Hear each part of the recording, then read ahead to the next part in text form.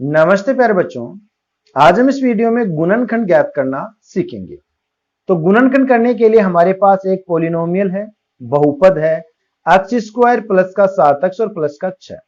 जब आपके पास इस टाइप का कोई बहुपद और उसका आपको गुणनखंड करने के लिए बोले, क्योंकि एक जगह घात 2 और एक जगह घात 1 है, तो आपको करना क्या है कि जो एक्स स्क्वायर है ये कितनी बार है। भाई यहां पर ये एक्स स्क्वायर ये तो एक ही बार है ना। अगर इसको ऐसा लिख दिया जाता यूं तो ये कितनी बार हो जाता, एक बार यहाँ, एक बार यहाँ, दो बार, तब तुम इसको दो बार एक्स स्क्वायर कहते हैं। तो इस एक्स स्क्वायर की संख्या जो है वो कितनी है, एक ही तो ना, तो ये एक एक्स स्क्वायर हो गया। तो इस 7x को तो यहाँ पर ऐसा कैसा छोड़ देना, इसका तो कुछ नहीं करना है। और इस 6 को और 1 को आपको गुणा करना है, यानी 1 को और 6 को आप गुणा करेंगे ना, तो 6 एकम 6 हो गया ना ये। अब ये जो बीच में आपको 7x दिखाई दे रहा है, इस 7 के हमें दो टुकड़े इस प्रकार से करने हैं कि जोड़ने पर तो ये 7 ही रहे, पर गुणा करने पर है ना ये इसके बराबर आ जाए। किसके बराबर है, इस 6 के बराबर आ जाए। तो 7 के दो टुकड़े हम आराम से कर सकते हैं, जैसे 6 प्लस 1 कितना हो गया, 7 हो गया ना।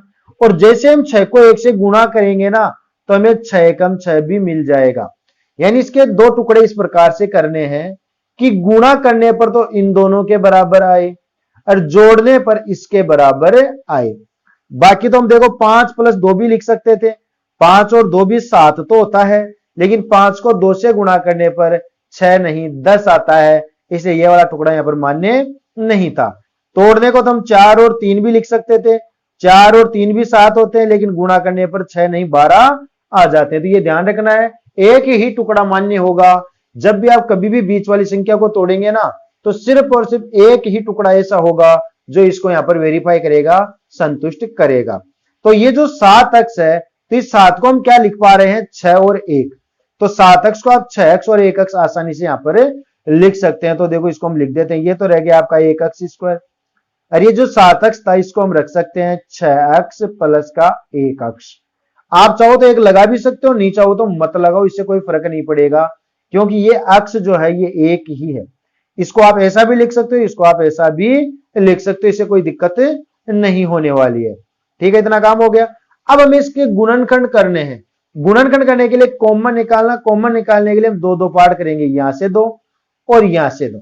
अब इनमें से कॉमन निकालने के लिए कैसे निकालें, तो देखो एक एक्स स्क्वायर के अपन टुकड़े कर लेते हैं ना, एक का तो एक रहेगा, और अक्ष स्क्वायर को आप लिख सकते हो अक्ष गुणा अक्ष, अक्ष गुणा अक्ष ही एक्स स्क्वायर होता है, प्लस, और 6x को क्या लिख सकते हो आप, 6x को लिख सकते हो 2 गुणा 3, 3 दूनी 6 और गुणा अक्ष हो गया।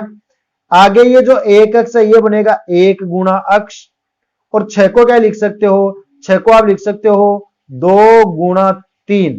ठीक है, पहले तो हमें इन दो में से कॉमन निकालना है, बाद में इन दो में से कॉमन निकालना। तो देखो निकालते हैं। कॉमन का मतलब इनमें कौन सी संख्या या कौन सा वेरिएबल है वो जो मिल रहा है। तो देखो यहां पर अक्ष इसके पास भी है और अक्ष इसके पास भी है, अक्ष दोनों जगह मिल गया ना, तो हम अक्ष को बाहर निकाल लेंगे और बाकी जो बच गए ना उसको हम ब्रैकेट में रख देंगे।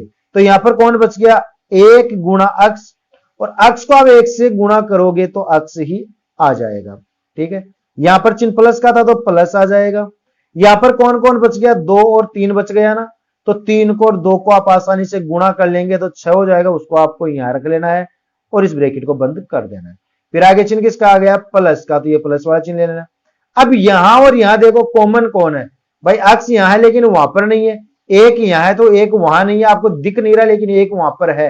कैसे, क्योंकि आप इसको 1 से गुणा कर भी लेंगे ना तो ये भी 6 ही रहेगा, 6 के तो टुकड़े ना, 3 दूनी 6 और 6 कम 6। जब कुछ भी आपको समान नजर नहीं आता है तो वहां पर एक तो हमेशा ही रहता है, इस चीज का ध्यान रखना, या तो कुछ ना कुछ मिलेगा आपको, और अगर दोनों में कुछ भी बराबर नहीं मिलता है तो वहां पर इस टाइप का एक हमेशा ही मिलेगा। तो इस एक को हम कॉमन यहां से निकाल लेंगे। एक को हमने बाहर निकाल लिया तो यहां पर कौन बच गया, अक्ष, उसको ब्रैकेट में रख देना है। यहां पर चिन्ह प्लस का है, प्लस आ जाएगा, एक तो बाहर चला गया तो बच गया कौन, 3 गुणा 2 यानी 3 दूनी 6। अब एक बात का और ध्यान रखना है कि जब भी आप गुणनखंड कर रहे होते हो ना, तो ये जो ब्रैकेट होता है ना वो दोनों जगह आपको सेम मिलना चाहिए, एक जैसा। जैसे यहां पर x प्लस है तो यहां भी x प्लस सही रहना चाहिए। अगर ये अलग अलग आ जाएगा ना तो इसका मतलब आपका गुणनखंड गलत हो चुका है, तो आप उसको दोबारा चेक कर लेना। अब जो ब्रैकेट समान आ गया ना उसको आपको पहले रख लेना है ब्रैकेट में, ऐसे। ठीक है, अब एक ब्रैकेट हम और बनाएंगे और इस ब्रैकेट में जो संख्याएं बची हुई थी, जो पद बचे हुए थे ना, जो ब्रैकेट के अंदर नहीं थे, ब्रैकेट के बाहर थे, उनको रख देना। तो ब्रैकेट के बाहर कौन था? यहां पर अक्ष था, इस अक्ष को रख देंगे। और ये ब्रैकेट जब चला गया था तो यहां पर कौन बच गया था? प्लस का 1। जो बचे हुए पद उसको हम दूसरे ब्रैकेट में रख देंगे, तो ये इसका गुणनखंड हो जाएगा। तो इस तरह से हम क्या कर सकते हैं? द्विघात बहुपद का गुणनखंड काफी आसानी से निकाल सकते हैं।